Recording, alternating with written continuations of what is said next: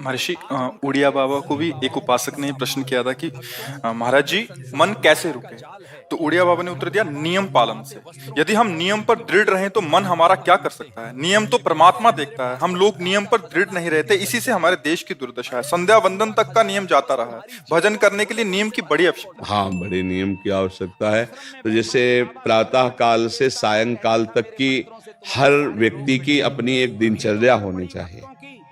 ऐसा नहीं कि आज हम 4 बजे उठे, कल 7 बजे उठे, पर फिर मन को आप कंट्रोल नहीं कर पाएंगे।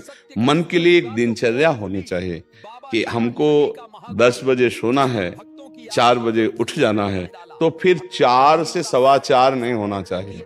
4 बजे उठ जाना, ऐसा नियम बना ले। और उठ करके हमको थोड़ी देर नाम जप करना है, थोड़ी देर हमें वाणी जी का गायन करना है, थोड़ी देर हमें ध्यान, एक अपनी दिनचर्या।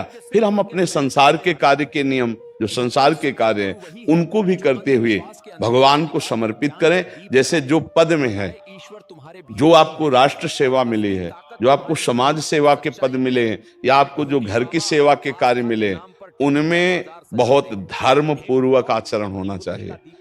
अगर आप अधर्म आचरण करते हैं, अपने पद का दुरुपयोग करते हैं, तो आप सुबह जग करके थोड़ा माला चला लीजिए, फिर भी आपका कल्याण नहीं होगा, क्योंकि आप अपने पद का, अपने सेवा का दुरुपयोग कर रहे हैं। जैसे हम जानते हैं कि अधर्माचरण है, ये अधर्मी है, हमें पता है दोषी है, और वो हमको कुछ धन दे देता है, और हम उसको मुक्त करवाने की बात सोचते हैं, और जो निर्दोष है उसको फंसा देते हैं। अब तुम चाहे जितना माला चलाने की कोशिश करो या दान पुण्य करो, वो तुम्हारा अधर्म आचरण, वो अधर्म का धन तुम्हें सतमार्ग में नहीं जाने देगा।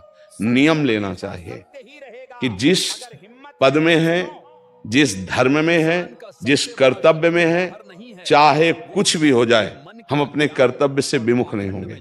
जितना जप महान है, उतना ही कर्तव्य महान है। दोनों बातें समझना है। जब माला फेरा और इसके बाद बेईमानी, अधर्माचरण, इनका कोई नियम नहीं है कि हमें कैसे चलना है, तो वो माला काम नहीं कर पाएगा, क्योंकि उसका तभी सत्य भाव माना जाएगा माला जपला जब धर्माचरण है। धर्माचरण नियम से।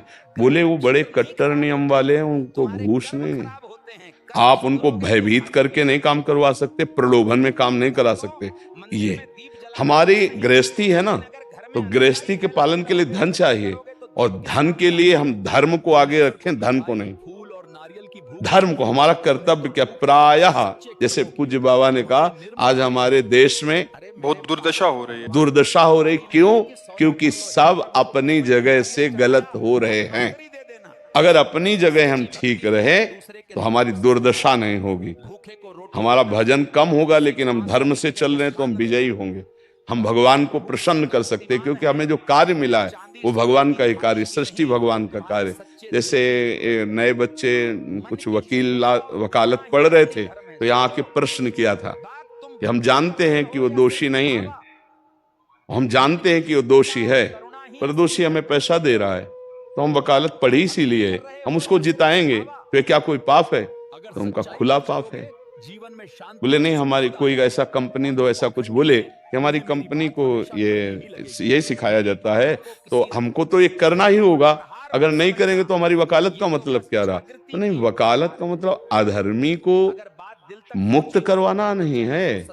वकालत का मतलब अधर्मी के सबूत एकत्रित करके उसको दंड दिलवाना है, और धर्मात्मा को मुक्त करवाना है। अब इसके लिए आपके पास अर्थव्यवस्था अगर कमजोर भी है, तो धर्म व्यवस्था आपकी पूरी है। धर्म व्यवस्था ठीक है तो परिवार स्वस्थ रहेगा, सुखी रहेगा, भगवान आप पर प्रसन्न रहेंगे। अच्छा, फिर हमने तर्क रखा कि जैसे आपकी बहन के साथ कोई गलत व्यवहार करे, आपको पता है, और वो आपको 10 लाख रुपया घूस दे, तो क्या आप उसका पक्ष लेंगे? नहीं। तो फिर दूसरी बहन के साथ किया। अब यहां विचार करना है ना, अपने भाई का अगर कत्ल किए हो, मुझे पता हो कि ये दोषी है, तो क्या हम पैसे से उसको मुक्त करने देंगे? लगेगा कि जान की बाजी लगा देंगे, और तुम्हें हम, ऐसे ही एक गरीब आदमी की किसी ने हत्या की, तो आपका पक्ष बनता है। पर ये ज्ञान कहाँ मिलेगा? बिना अध्यात्म के ये ज्ञान तो मिलेगा नहीं। ज्ञान तो इस बात का मिला कि कैसे पैसा कमाया जाए।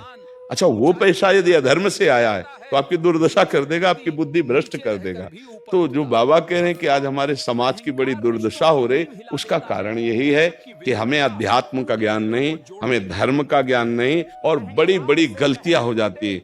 बिल्कुल पता है आदमी निर्दोष है और हम धन के प्रभाव से उसको दंड दे देते हैं। वो दंडा भगवान जब आपको पलट कर देंगे तो आप सह नहीं पाओगे, उसका परिणाम बहुत बुरा होता है। तो इसलिए समाज को चाहिए अपने अपने कर्तव्य का पालन करते हुए एक नियमावली बना ले। जैसे कुछ दुकानों का नियम होता है कि वहां फिक्स रेट होता है, नहीं होता, वहां ये नहीं चलेगा कि कसम से कहते हैं कि तुम्हें हम अपना जान करके कि 100 रुपया मीटर ये मिला है, हम बिल्कुल मुनाफा नहीं ले रहे। नहीं, झूठ क्यों बोल रहे हो? दुकान खोले हो मुनाफा के लिए, झूठ क्यों बोल रहे हो? नहीं लेंगे मुनाफा, हम जितने का लाए हैं उससे मुनाफा लेंगे, पर 120 रुपया मीटर देंगे, कपड़ा बढ़िया है, नाप फिट है, इससे नीचे नहीं उतरेंगे, हमें सफाई देने की जरूरत नहीं है कि हम कसम खाते हैं या ऐसा।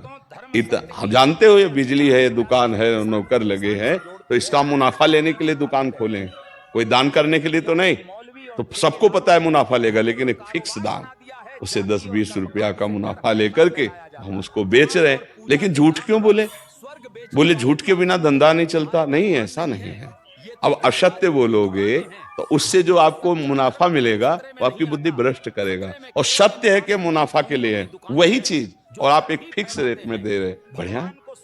अब अगर आप कोई मिलावट करके भोजन सामग्री दे रहे हैं, आपको पता है, तो जो खाने वाले के हृदय में बैठे हुए भगवान है वो तुम्हारे जीवन में मिलावट कर देंगे, तुम्हारा जीवन महान दुखमय हो जाएगा। ये कहां समझा जाता है? एक आदमी सिंथेटिक दूध बना रहा है, उससे कहो ये अपने बच्चे को पिला, नहीं पिलाएगा। फिर ये दूसरे का बच्चा जब पिएगा तो उसकी हालत क्या होगी? दूसरे शरीर में जाएगा तो हालत क्या होगी? वो केवल धन की बुद्धि रखता है। एक आदमी घी में केमिकल मिला रहा है, एक ऐसे अभक्ष्य पदार्थ मिला है, वो स्वयं नहीं खाएगा, लेकिन वो होटलों में भेजा जाएगा, हजारों लाखों लोग खाएंगे, बीमारी बढ़ेगी, उसको रुपया से मतलब है। ये चीज, ये दुर्दशा हर जगह धर्म का ज्ञान न होने के कारण फैल रही, नहीं फैल रही। एक मरीज बीमार है, असली दवाओं में पैसे ज्यादा है, नकली दवा लेकर के असली के दाम में बेच देना, उसको बिल्कुल फायदा ना होना। लेकिन परमात्मा देख रहा है, तुम जानते हो नकली दवा है, वो तो नहीं जानता बेचारा, ज्यादा पढ़े लिखे नहीं, किसान आदमी गांव का आया है, तुमने दे दिया और उसने पैसा दिया असली के। अब वो पैसा तुम्हारी बुद्धि भ्रष्ट करेगा, तुम्हारे परिवार में कलह पैदा करेगा और तुम्हारा पतन कर देगा। ऐसे हर डिपार्टमेंट में, हर विषय में यदि हम अपने धर्म से चले, अपने सत्य से चले और थोड़ा भी भजन होगा, वो आपको उत्तम गति प्रदान करेगा। पर ऐसा कहां समझ में आ रहा? अध्यात्म के बिना भला ऐसा समझ में आएगा? तो इसीलिए कह रहे हैं हमारे देश की दुर्दशा हो रही। पूर्वजों में पहले ये था कि हमारा धर्म नहीं जाना चाहिए चाहे प्राण चले जाएं, हमारा चरित्र नहीं जाना चाहिए चाहे सर्वस्व नष्ट हो जाए। आज इसकी कोई परवाह नहीं, तो उसी से बुद्धि भ्रष्ट हो जाती है, जीवन एक पशुवत आचरण वाला हो जाता है, और वो अपने को बड़ा सुखी समझने लगते हैं कि हमारे पास बड़ा वैभव है। लेकिन प्यारे, उस दिन को याद करो जिस दिन तुम्हारा आखिरी समय होगा, ना तुम्हारा फार्म हाउस जाएगा, ना महल तुम्हारा जाएगा, ना बैंक बैलेंस जाएगा, ना कोई व्यक्ति, और ना ये शरीर। अब तुम्हारे कर्म तुमको भोगवाएंगे। उस समय की कौन याद करता है? अगर उस समय की याद हो तो भय लग जाए कि नहीं नहीं, पाप नहीं करूंगा, क्योंकि जाना है यहां से। अच्छा, कब जाना कुछ पता नहीं, किसी भी समय ट्रांसफर हो सकता है इस शरीर से। तो हमें लगता है कि महापुरुषों के जो वचन है कि हमें एक नियम से जीवन जीना चाहिए, धर्म पूर्वक जीवन जीना चाहिए, अपने कर्तव्य का पालन करना चाहिए। जो हमारे लिए कर्तव्य, आज प्रायः धन प्रधान बुद्धि होने के कारण कर्तव्य स्वाहा हो रहा है। एक विद्यालय में विद्यार्थी के लिए जो गुरु पद में बैठा, उसका क्या कर्तव्य है? वो अपने कर्तव्य को भूला हुआ है। भला छोटे छोटे विद्यार्थियों को, जिनकी नींव पूरे राष्ट्र सेवा में, समाज सेवा में ये बन सकते हैं, अगर उनको हम सही शिक्षा नहीं दी तो उनका पूरा जीवन बर्बाद हो जाएगा। अगर उनको हम गलत सपोर्ट कर दिए तो उनका पूरा जीवन बर्बाद, क्योंकि नया जीवन है। और जगह जगह अपने अपने कर्तव्यों का यदि पालन किया जाए तो पूरा समाज सुखी हो जाए। लेकिन कर्तव्यहीनता आ रही, कोई अपने कर्तव्य को नहीं समझ रहा है। तो यही बात महापुरुष जनों को दुख लगता है कि अगर सब अपने कर्तव्य का पालन करें, धर्म का पालन करें, भगवान का नाम जप करें तो सब सुखी हो जाए। सुख सब चाहते हैं और आचरण दुख वाले करते, इसीलिए सुख नहीं मिल रहा है, परिणाम में हमें दुख मिल रहा है। सच्ची मानना, वो रुपया पूरे परिवार में अशांति पैदा कर देगा। और धर्म पूर्वक 100 रुपया लाओगे और 4-5 परिवार के बैठ के नमक रोटी खाओगे, आनंद से सोओगे, बड़ा प्यार रहेगा, भगवान की कृपा रहेगी। पर ये बात समझ में नहीं आती है। तो ये वृत्ति अगर छोड़ी ना जाएगी तो कुछ भी कर लो, कहीं भी दान पुण्य कर लो, लाभ नहीं मिलेगा। अगर दान देने की बात कही गई है तो धर्म पूर्वक कमाए हुए धन से। अगर आप मेहनत से कमाए हो ना, 10 रुपया दे दोगे ना, तो 10 रुपये का वो आटा लाके अगर 2 रोटी खाएगा तो खूब वजन होगा। वो आप 1 लाख रुपया बेईमानी कर रख दोगे ना, तो बैठे बैठे वो गंदा ही सोचेगा, वजन नहीं होगा। उसका गंदा सोचना और आपका गंदा करना दोनों मिल करके, उसके कारण भी तो आप बने ना, तो आपका ही पतन हो जाएगा। उसको तो भगवान बचा लेंगे क्योंकि भगवान की शरण में है। तो मुझे लगता है अधर्म के धन से कभी किसी को लाभ नहीं मिलता। तो अपने कर्तव्य का पालन करते हुए यदि नाम जप किया जाए तो बहुत जल्दी हमको लाभ प्राप्त हो जाए। बहुत सुंदर मतलब ये चर्चा होती है। अगर आप लोग इसको धारण कर ले तो निहाल हो जाएंगे। सच्ची कह रहे, ये जो बातें हैं ये बहुत सुंदर जीवन को पुष्ट करने वाली हैं, पर आप धारण कर लें तो बात है। नहीं तो जैसे लाभ दिखाई दे रहा 50,000, तो ये बातें भूल जाओगे, ये बातें अच्छी नहीं लगेंगी। हे यार, बहुत बढ़िया काम घर में आएगा, पर हमारी ये बात ध्यान रखना, वो 50,000 घर में अशांति पैदा कर देगा। सच्ची मानना, आप धर्म से चलना, धर्म से चलोगे तो भगवान तुम्हारी रक्षा में रहेंगे। अधर्माचरण, देखो कैसी कैसी घटनाएं होती हैं। बढ़िया कार है, फिल्मी गाना लगाए चल रहे हैं, और वो एक्सीडेंट हुआ, आग लग गई, बाहर निकल नहीं पाए, वो अंदर ही जल गए। क्या हुआ? ये करोड़ों रुपए की कार भूंज दिया तुमको अंदर ही बैठा के, धू धू करके आग लग गई, अंदर जल।